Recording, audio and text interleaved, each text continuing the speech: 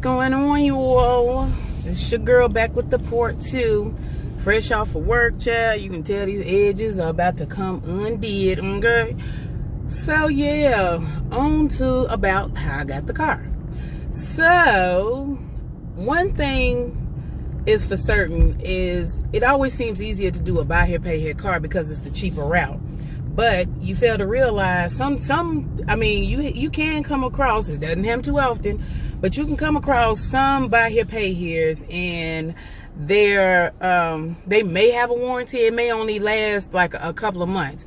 One buy here pay here in particular, it actually had like a 2-year warranty or whatever. But you also have to understand, when you get buy here pay here cars, it becomes a situation of, okay, you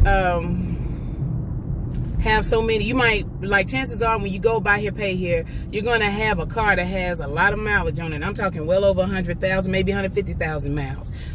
And so people say you dream all the time, but see, when stuff breaks down, and we talking about my money, see, I'm the type, I'll roll back up at the dealership and it's not going to be a pretty moment. It's going to be a set it off Cleo cornrows type moment, okay? Because I'm not the woman to come to my Skrilla, you feel me? So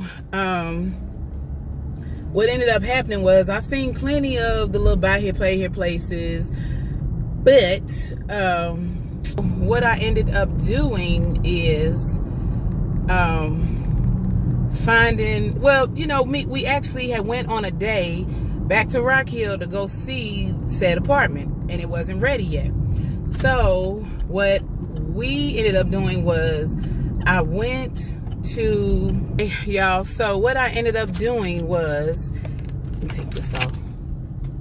So what I ended up doing was I had just, you know, like I said before, I think I might have mentioned it in the part 1 video, is that, you know how you can see car lots and stuff on the side of the, like, highway or whatever.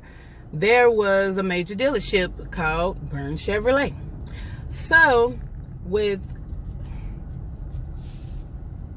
So I just told my husband, I was like, you know, let's just go over there, just take a chance and just see. Because like I said before, you know, any chance of getting a buy here, pay here, a decent one, at best, it would definitely come from a major lot. So now we go in there, and this happened, this was all a process of maybe a week and a half. When we first went there, you know, we spoke to the guy, whatever, and he was just saying, you know, well, let's see what we can do. And I told him about how much I wanted to put down.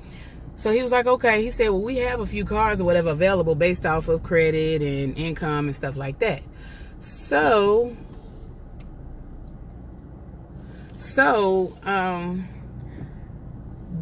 I gave him an idea of the car I kind of wanted, because I need a mid-sized car, and anybody who has children that are of a certain age and certain size, like my 16-year-old who is 6 feet tall and unfortunately not signed to any damn NBA team, I'm just saying, you know how critical and how crucial it is to have space in a car.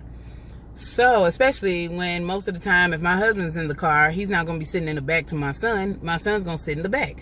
So the guy who sold us the car, he was actually shorter than me. Now I'm average height, I'm like 5'6", you know, but I have long limbs and long, you know, like long arms, long legs or whatever. And I know if he got the seat all pushed up against the wheel, every damn car at 5'4" is probably gonna seem like it's a spaceship. So every car is gonna have a lot of space. So I had to convince him of that, like, sir, you're shorter than me, you know, looking like the king of the lollipop guild. I didn't really say that, I'm just saying. Down to said situation, you know, this man has toddlers. You know, he's a new divorcee with toddlers or whatever, hell, or little kids under, let's put kids under maybe 7. I do have that dynamic going on, but I only have one toddler, you know. So clearly we know my 2-year-old, 9-year-old, the daddy and the mama can fit in the car. We got to make sure the 16-year-old fits in the car, right? So he showed me a Cruze that I thought, I could have sworn it was white. But whatever, you know, nonetheless, I know my mother had a 2017 Cruze, and she had just gotten in November, and it got wrecked, not by her fault, on February. So I know I'd driven her car a couple of times, so I knew it had some good space in there, and definitely my son fit in. So you know, we were trying to wait till we gained enough money, you know, thinking that we was going to have to put a little more money, you know, for a down payment in order to get a good deal. So we came back the following week. Now, same day, the money situation didn't change. You know, I still had what I had available to put down. And if anybody knows anything about business, I don't give a damn if it's a car lot or whatever. Nobody's going to turn down any money, especially if you have something to put down. Because mind you, we didn't have, it wasn't like we was coming in with no dollars or $500. We had $1,500 to put down. So they definitely, you know, we couldn't get the 2 G's like we thought we were going to get, but still, that's better than zero, ain't it? Just didn't think that it was feasible, like I said before, you know, because both of us are trying to work on our credit. Most people are these days, because we hope by the next year or so we can get into a house. And honestly, when your credit is at a certain point, I mean, sometimes I wish I had the knowledge that I have in my 30s now by experience. I wish I had that in when I was in my 20s, only because it would have saved me some mistakes, you know, that I made in the past, as far as cars go. But you know, you live and you learn in this life. You have to experience it, like I said all the time, right? You know, it wouldn't be life if you didn't experience it a certain way. So no regrets, though. Never live with regrets. What ended up happening was the manager, you know, they have to run paperwork and stuff by the managers or whatever that are there at the store at the time. So the manager comes out and he tells us, well, you know what?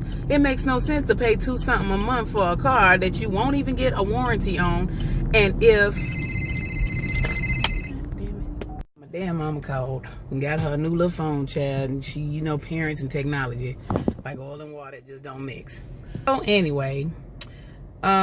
yeah, so basically, like, why pay all this money, you know, a month, and you ain't gonna have no warranty? You're gonna have to pay for maintenance out of pocket. He said, when I can put you in a brand new car for $50, $60 more. Now, one thing is for certain, if you know that you're a natural hustler, you know that, I mean, money, you don't have all the money in the world, but at the same time, you're gonna do what it takes to make sure you maintain, because especially when you have a family, and especially when you have kids, you definitely want to make sure that, are you going to make sure that, you know, that y'all stable. So, plus, the car wasn't just an upgrade to myself. We just needed a 2-car situation. And then on top of that, we needed, you know, something for the kids. So now at this point, and I'm just feeling like, you know, it does make sense for all that, because like my mother told me, with me having lupus, you know, why have a car that could potentially break down at any given moment, and then on top of that, I could be sick on the side of the road, you know what I'm saying? And then the car just shuts down, you know, stuff. You don't want to speak things like that into your existence or in your universe, but it's the reality of the situation, you know. And with lupus, I can't even play around. So at least if I'm going to pay for something, I'm definitely going to want, it's got to be something that I not only can afford, but it's something that I definitely want. And that's why I said earlier in the part 1 video, don't ever feel like you have to settle for any damn thing, because at the end of the day, you have to live with that decision. Nobody else. You know, don't let everybody get into your head. It's good to get advice from certain people in your life, but it's a whole nother situation when you're mainly the responsible party. And don't let nobody speak anything on your life, you know, that they're not prepared to help you with, or, you know, just because they're mad and hating and because they got shit going on themselves, because stuff like that does happen. And I'm telling y'all, once I cut all the toxicity out of my life, the toxic people, the bullshit, whatever, I promise you, I started feeling a lot better. I started living a lot better. I started getting a lot healthier, because that stress kills. Whether you have a chronic illness or not, stress kills, period. You know, I felt sound in the purchase. I didn't feel bad. It wasn't going to be like, but, oh, what if I couldn't afford it? No, because as long as I'm able to stand above ground, I'm always going to be able to make money somewhere. So trust and believe. My goals are still intact and in full, you know. So I have to do things step by step by step. In the process of moving or whatever, you know, we all know that's a tedious or stressful process or whatever. But I know I got a good team or whatever, and I know that all things will get done in due time. So I'm not really worried, you know, like, not at all. We're going to get the apartment that we want, that has the space that we need. You know, I got the car that I needed in my life and that I definitely love. You know, I done fell in love with the car. And I know that I deserve and that I am worth everything that's coming to me, all the great things. I'm speaking it out, I'm manifesting that destiny, and I'm turning my greatness into reality. Don't ever feel like, again, your credit ain't good enough, you're not good enough, like your situation, you know, you might seem like you're in a rut right now. I promise you, I was in that rut. Especially last year, you know, when I wasn't able to work and my doctor wouldn't clear me for work clearance or whatever, y'all. I promise you, it will get better. I speak that on your life, and I speak that out in the universe for you. And I'm telling y'all, I'm a great speaker of the universe, because I have spoken things into friends' realities, y'all, and it has happened. So trust and believe. Faith without works is dead. Pray for it, put it out in the universe, and let God handle the rest. And I promise you, things will turn over. You know, I ain't trying to turn into old Reverend Redavyn, but I'm just speaking some real shit to you. I'm telling you, it's happening for me. It's happening for you. He won't do it if you let him. So, all right, y'all. Part 2 wasn't going to be as long as part 1 or whatever, because I did most of the talking I was going to do on that one. I'm currently in traffic waiting to get to my front door so I can go ahead and chill and get my life together.